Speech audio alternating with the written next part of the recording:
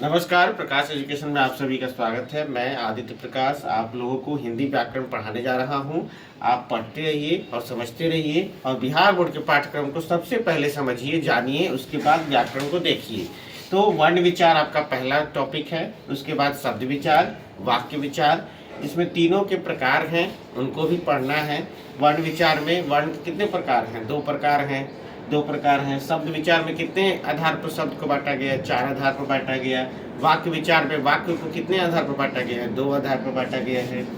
संज्ञा जो है आप लोग बहुत पहले से पढ़ते आ रहे हैं, फिर से पढ़ना है। सर्वनाम है, विशेषण है, क्रिया है, विराम चिन्ह है। विराम चिन्ह का मतलब क्या हो गया? जैसे कि अगर आप ऐसे कॉमा लगाते हैं, ये भी क्या है? विराम चिन्ह है। आपने पूर्ण विराम दिया, ये भी एक विराम चिन्ह है। तो ऐसे बहुत सारे विराम चिन्हों के बारे में जानना है, देखना है, जिससे क्वेश्चन आते हैं।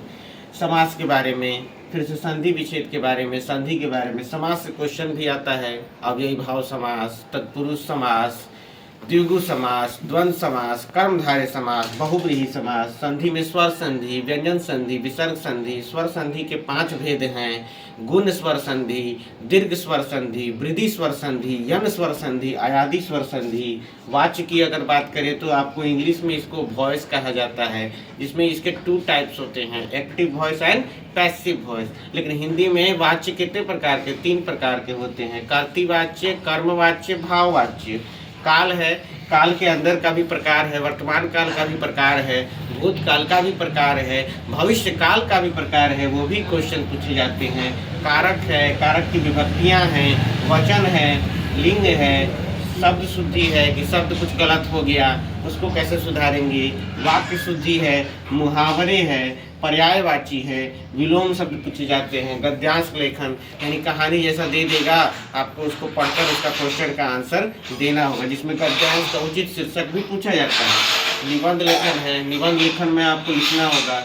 पत्र लेखन में 2 प्रकार का पत्र है, औपचारिक पत्र है और एक अनौपचारिक पत्र है। औपचारिक पत्र जिसको आप किसी डीएम के पास लिखेंगे, प्रधानाध्यापक के पास लिखेंगे, कोई अन्य मंत्रीगण के पास लिखेंगे। और अनौपचारिक पत्र का मतलब हो गया रिश्तेदारों के पास लिखेंगे, मित्र के पास लिखेंगे, माता पिता के पास लिखेंगे।